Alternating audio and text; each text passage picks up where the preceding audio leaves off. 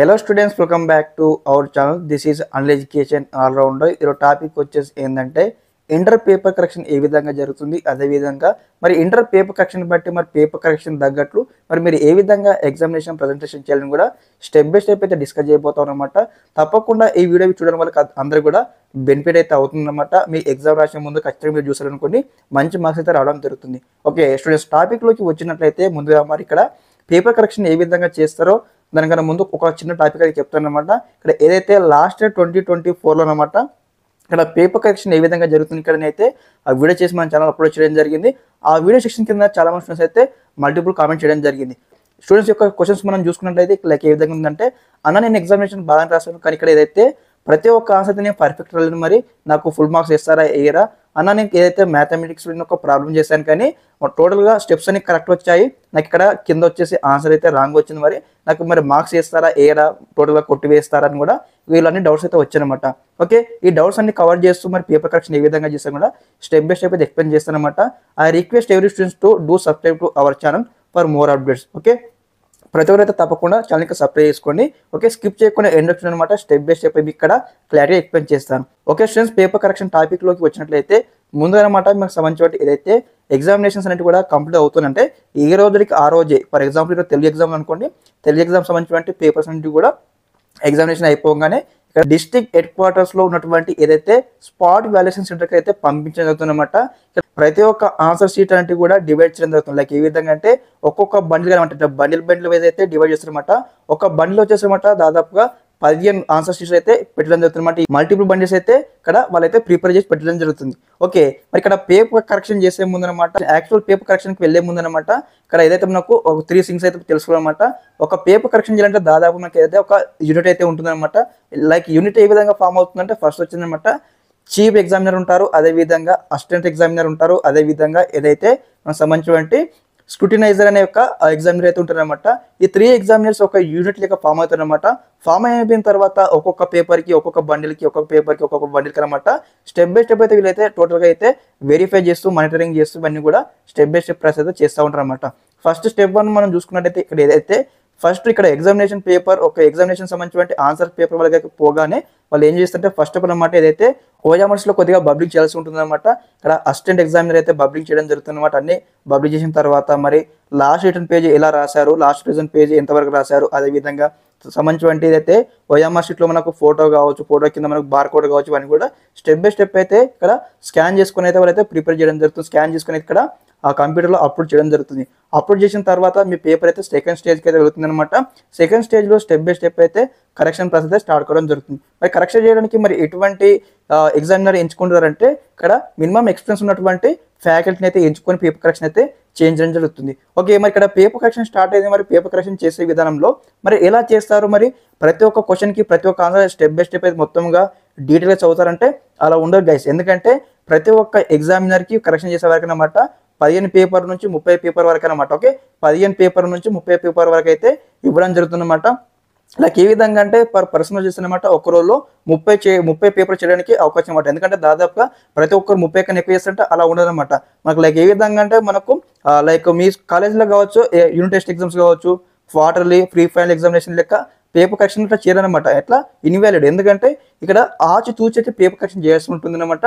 పర్టికులర్గా మీకు సంబంధించిన ఏదైతే క్వశ్చన్కి మీరు ఆన్సర్ రాశారు అనుకోండి, మరి ఆన్సర్ ఇక్కడ చెక్ చేస్తారా మరి ప్రతి ఒక్క ఇన్విజిలేటర్ అంటే కూడా మొత్తం అయితే చెక్ చేయరు. ఎందుకంటే ప్రతి ఒక్క పేపర్ అలా చెక్ చేసుకుని పోతే ఏమవుతుంది, టైం అనేది కూడా ఎక్కువ అయిపోతుంది అనమాట. ఒక రోజుకు 3 పేపర్ 4 పేపర్ కన్నా ఎక్కువైతే కరెక్షన్ చేయరు. కాబట్టి మరి ఎలా ఉంటుంది యాక్టివ్ ప్రాసెస్ అంటే ఇక్కడ వాటికి సంబంధించి ప్రతి ఒక్క సబ్జెక్ట్ అనమాట స్టెప్ బై స్టెప్ అనమాట ఎవరైతే సబ్జెక్ట్ ఎక్స్పర్ట్స్ అయితే ఒక్కొక్క కీ పేపర్ అయితే తయారు చేయడం జరుగుతుంది. లైక్ ఏ విధంగా కీ పేపర్ తయారు చేస్తారంటే ఇక్కడ ఓకే ఫర్ ఎగ్జాంపుల్ ఫస్ట్ బీట్కు ఇన్ని క్వశ్చన్స్ ఉన్నాయి. ఫస్ట్ బీట్లో ఒక క్వశ్చన్కి 2 మార్క్స్, వెరీ షార్ట్ ఆన్సర్, తర్వాత షార్ట్ ఆన్సర్, లాంగ్ ఆన్సర్, ఈ విధంగా అయితే స్టెప్ బై స్టెప్ అనమాట ప్రతి ఈచ్ అండ్ ఎవ్రీ క్వశ్చన్కి అయితే వాళ్ళైతే కీ పేపర్ అయితే రెడీ చేయడం జరుగుతుంది. కీ పేపర్ ఫార్మేట్లో ఏ విధంగా ఉంటుందో మరి ఎంత కంటెంట్ ఒక స్టూడెంట్ ఒక క్వశ్చన్కి రాస్తే ఎంత కంటెంట్ రాస్తే అన్ని మార్క్స్ అయితే వేయడం జరుగుతుంది. లైక్ ఏ విధంగా అంటే ఫర్ ఎగ్జాంపుల్ మీరు ఒక 2 మార్క్స్ క్వశ్చన్ రాశారనుకోండి, 2 మార్క్స్ క్వశ్చన్ మనకు దాదాపు 4 లైన్స్ ఉందనుకోండి, 4 లైన్స్ ఉంటే మీరు దాదాపు 2 లైన్స్ రాశారు. 2 లైన్స్ రాస్తానికి ఏ విధంగా ఉంటే ఇక్కడ కీ పేపర్ చూస్తారు, మీకు సంబంధించి ఇక్కడ ఆన్సర్ షీట్ అయితే చూస్తారనమాట. ఈ రెండు చెక్అవుట్ చేస్తారు. చెక్అవుట్ చేసిన తర్వాత క్వశ్చన్కి ఆన్సర్ రిలవెంట్గానే ఉందని కూడా వారు ఇక్కడ కీ పేపర్ రూల్స్ మీకు ఇక్కడ 2 మార్క్స్ వేయబోయి 2 మార్క్స్కి మీకు ఇక్కడ 1.5 1 మార్క్ అయితే ఖచ్చితంగా వేయడం జరుగుతుంది. ఓకే, ఈ విధంగానే పేపర్ కరెక్షన్ చేస్తా వెళ్తా ఉన్నారు. మీకు ఫర్ ఎగ్జాంపుల్ మీకు వచ్చేసి అనమాట 19 మార్క్స్ రావడం జరిగింది అనమాట. Okay, for example physics paper అనుకోండి, మీకు 19 మార్క్స్ రావడం జరిగింది. 21 మార్క్స్కి మనము పాస్ మార్క్స్ అనమాట. అక్కడ మనకు దాదాపు మనకు 3 మార్క్స్ అయితే ఇంకా తక్కువ ఉన్నాయి. మరి ఎట్లా ఖచ్చితంగా స్టూడెంట్ని మరి ఫెయిల్ చేస్తారు? ప్రతి ఒక్క ఎగ్జామ్లో కరెక్షన్ చేసేవారు మరి ఎట్లా ఆలోచిస్తారు? మైండ్ సెట్ వాళ్ళు ఏ విధంగా ఉంటుందంటే ఖచ్చితంగా ప్రతి ఒక్క స్టూడెంట్స్ అనమాట ఖచ్చితంగా పాస్ చేయాలనే ఒక ఉద్దేశంతో అయితే అందరూ కూడా పేపర్ కరెక్షన్ చేయడం జరుగుతుందన్నమాట. ప్రతి ఒక్క యూనిట్ అనమాట పాస్ చేసే విధంగానైతే పాజిటివ్ మైండ్తో అయితే పేపర్ కరెక్షన్ అయితే చేయడం జరుగుతుందన్నమాట. ఇక్కడ స్టూడెంట్స్కి కంటెంట్ ఉందా లేదా అని కూడా వారు చెక్అవుట్ చేస్తూ ఉంటారు అనమాట. ప్రతి ఒక్క స్టూడెంట్ అయితే పాస్ చేసే విధంగానే వారైతే ముందుకు లాక్కొస్తూ ఉంటారు అనమాట. ఓకే, ఇక్కడ ఏదైతే ముందు చెప్పినట్లు ఒక స్టూడెంట్కి 19 మార్క్స్ వచ్చాయి, మరి 21 మార్క్స్ పాస్ కాబట్టి మరి ఏం చేస్తారంటే ఈ యొక్క పేపర్ని కూడా సెకండ్ స్టెప్ అయితే రీచ్ అవుతుందన్నమాట. సెకండ్ స్టెప్లో మనకి ఏ విధంగా వెరిఫై చేస్తారంటే ఇంకొక మనకు కరెక్షన్ చేసేవారైతే చెక్అవుట్ చేస్తారనమాట. చెక్అవుట్ చేసినప్పుడు ఏమవుతుందంటే 19 మార్క్స్ వచ్చాయి కదా, ఇంకా 3 మార్క్స్ అయితే పాస్ అవుతారు ఈ స్టూడెంట్స్ అని కూడా. మరి ఈ యొక్క 3 మార్క్స్ ఎక్కడెక్కడ నుంచి మనం తీసుకోవచ్చు అని కూడా స్టెప్ బై స్టెప్ అయితే మీకు సంబంధించి ఇక్కడ ఆన్సర్ బుక్లెట్ అయితే స్టెప్ బై స్టెప్ అయితే వెరిఫై చేస్తారు. మరి వెరిఫై చేసినప్పుడు మీ దగ్గర కంటెంట్ ఉందా లేదా అని అబ్జర్వ్ చేయాలి కదా. మీరు దాదాపుగా మీరు ఒక 10 క్వశ్చన్లు రాశారు, 2 మార్క్స్ 5 క్వశ్చన్లు రాశారు, 4 మార్క్స్ 5 క్వశ్చన్లు రాశారు, దాదాపు కొన్ని మిస్టేక్స్ ఉన్నాయి, మీకు దాదాపు 19 మార్క్స్ వచ్చినాయి అనుకోండి, మీరు పాస్ అవుతారా? పాస్ కావాలి, మరి ఫెయిల్ అవుతారు. కాబట్టి మీరు ఏం చేయాలి ఆ టైంలో అంటే ప్రతి క్వశ్చన్స్ అన్నమాట మీకు సంబంధించి ఏదైతే వచ్చిన క్వశ్చన్స్ ముందుగా రాసిన తర్వాత ప్రతి ఒక్క క్వశ్చన్ అయితే మీరు అటెంప్ట్ చేయాలన్నమాట.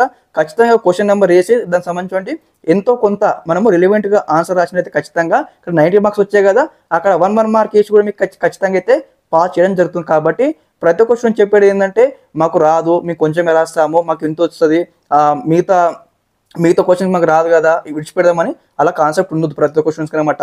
ప్రతి ఒక్క స్టూడెంట్స్ అనమాట ఖచ్చితంగా నేను పాస్ అవుతానే కాన్సెప్ట్ అనమాట. మీకు వచ్చినా రాకుండా ఖచ్చితంగా క్వశ్చన్ పేపర్లో ఎన్ని క్వశ్చన్స్ అయితే ఉంటాయో అన్ని క్వశ్చన్స్ అయితే మీరు అయితే అటెంప్ట్ చేయాలి. ఓకే, విత్ ఆప్షన్స్ అనమాట. ఓకే, మనకు ఆప్షన్ క్వశ్చన్స్ ఉంటాయి కదా, 8 క్వశ్చన్లు ఇచ్చి 4 క్వశ్చన్ రాయమంటారు, 5 క్వశ్చన్ రాయమంటారు కదా, అట్లా ప్రతి ఒక్క అనమాట విత్ ఆప్షన్స్ పాటు మీరు అయితే ప్రతి ఒక్క క్వశ్చన్ అయితే మీరు రాయాల్సి ఉంటుంది. ఎందుకంటే మీకు సంబంధించిన పాస్ పర్సెంటేజ్ మీరు రీచ్ కాకపోయినా కానీ ఖచ్చితంగా అయితే అక్కడక్కడ మీరు క్వశ్చన్ రాశారు, అక్కడక్కడ మీకు అటెంప్ట్ చేశారు కాబట్టి మీకు ఖచ్చితంగా అయితే మార్క్స్ అయితే వేయడానికి ట్రై చేస్తారు. మీకు 100% అయితే పాస్ మార్క్స్ వస్తాయి. అదేవిధంగా మంచి స్టూడెంట్స్కి అయితే 100% మార్క్స్ అయితే రావడం జరుగుతుంది. ఓకే, అదేవిధంగా ఫర్ ఎగ్జాంపుల్ అనమాట మ్యాథమెటిక్స్ అనుకోండి, మ్యాథ్స్ 1A కావచ్చు 1B కావచ్చు అనమాట.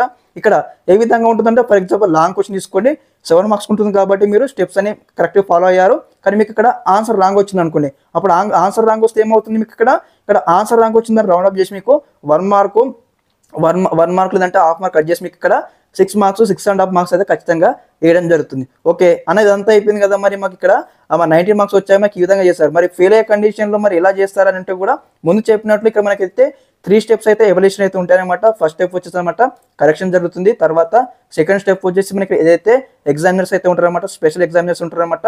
మరి స్టెప్ బై స్టెప్ అనమాట. మరి మీకు ఇక్కడ ఆ క్వశ్చన్కి ఆన్సర్ రాశారు, మీరు రాసినట్లయితే మరి ఈ క్వశ్చన్కి ఆన్సర్ స్టూడెంట్ కరెక్ట్ రాశాడా, మరి కరెక్షన్ చేసేవారు ఏమైనా మిస్టేక్ చేసి తక్కువ మార్క్స్ చేస్తారని కూడా స్టెప్ బై స్టెప్ అనమాట. ఒకరికి ఒకసారి అయితే మీరు రాసిన క్వశ్చన్కి అయితే వెరిఫై చేస్తారనమాట. ఇన్ డెప్త్ అయితే చేయరు, కాకపోతే ఇక్కడ బేసిక్స్ అయితే మీరు రాయాల్సి ఉంటుంది. ఓకే, అదేవిధంగా ప్రతి ఒక్క స్టూడెంట్స్ అయితే పాస్ చేసే విధంగా అయితే వాళ్ళైతే ట్రై చేయడం జరుగుతుంది అనమాట. ఓకే, ఈ విధంగా స్టెప్ బై స్టెప్ అయితే అన్ని చేస్తారు. మీకు సంబంధించి ఏదైతే ఓఎంఆర్ షీట్ అయితే స్కాన్ చేసుకుంటారు, ఓఎంఆర్ స్కాన్ చేసుకొని మీకు ఏ సబ్జెక్ట్లో ఎన్ని మార్క్స్ వచ్చాయని కూడా స్టెప్ బై స్టెప్ అయితే వారైతే అక్కడ మనకు సంబంధించి ఓఎంఆర్ షీట్లో బార్ ఉంటుంది కదా, బార్ కోడ్ స్కాన్ చేసి స్టెప్ బై స్టెప్ అయితే మీ మార్క్స్ అయితే మీ యొక్క ఫైల్ అయితే ఎంటర్ చేయడం జరుగుతుంది అనమాట. ఓకే, కాబట్టి దీన్ని బట్టి ఓవరాల్గా మన కంక్లూజన్ ఏంటంటే ప్రతి ఒక్క క్వశ్చన్స్ అనమాట మీకు వచ్చిన రాకపోయినా ఎగ్జామినేషన్ అయితే పాజిటివ్ మైండ్లో రాయాలన్నమాట. ఎందుకంటే ఎటువంటి క్వశ్చన్ అయితే లీవ్ చేయొద్దు, మేము కొంచెమే రాసాము, తక్కువ రాసాము, మరి మార్క్స్ ఇయ్యారు అంటే మీకు ఎంత రాస్తారో మీకు దానికి మార్క్స్ అయితే ఇస్తారనమాట. మీరు 2 మార్క్స్ రాస్తే 2 మార్క్స్ ఇస్తారు, 5 మార్క్స్ రాస్తే 5 మార్క్స్ ఇస్తారు. ఈ స్టెప్స్ బట్టినమాట ప్రతి ఒక్క దానికి అయితే డివైడ్ అయ్యి ఉంటుంది అనమాట. ఓకే స్టూడెంట్స్, ఇదనమాట ఇన్ఫర్మేషన్. ఈ పేపర్ కరెక్షన్ అయితే ఈ విధంగా జరుగుతుంది కాబట్టి అందరూ కూడా మరి పేపర్ కరెక్షన్ ఏ విధంగా చేస్తారో దానికి తగ్గట్టు మీరు అయితే ఎగ్జామినేషన్ రాయాల్సి ఉంటుందని కూడా నేను చెప్పడం జరిగింది ఈ వీడియో తరపు నుంచి అనమాట. ఓకే గైస్, ఈ వీడియో తరపు నుంచి మీకు ఎంతో కొంత బెనిఫిట్ అవుతుంది భావిస్తా ఉన్నాను. అదేవిధంగా ముందుగా ప్రతి ఒక్క స్టూడెంట్స్ అయితే ఆదరణ తెలియజేస్తాను అనమాట. తప్పకుండా అందరూ కూడా మంచి మార్క్స్తో ఇక్కడ ఘన విజయం సాధించాలని కోరుకుంటూ ఉన్నాను. ఓకే గైస్, ఇదన్నమాట ఇన్ఫర్మేషన్. ఇలాంటి కంప్లీట్ గైడెన్స్తో మళ్ళీ మీ ముందుకు వస్తూ ఉంటాను మన ఛానల్ తరపు నుంచి. Okay, thanks for watching this video. జై హింద్.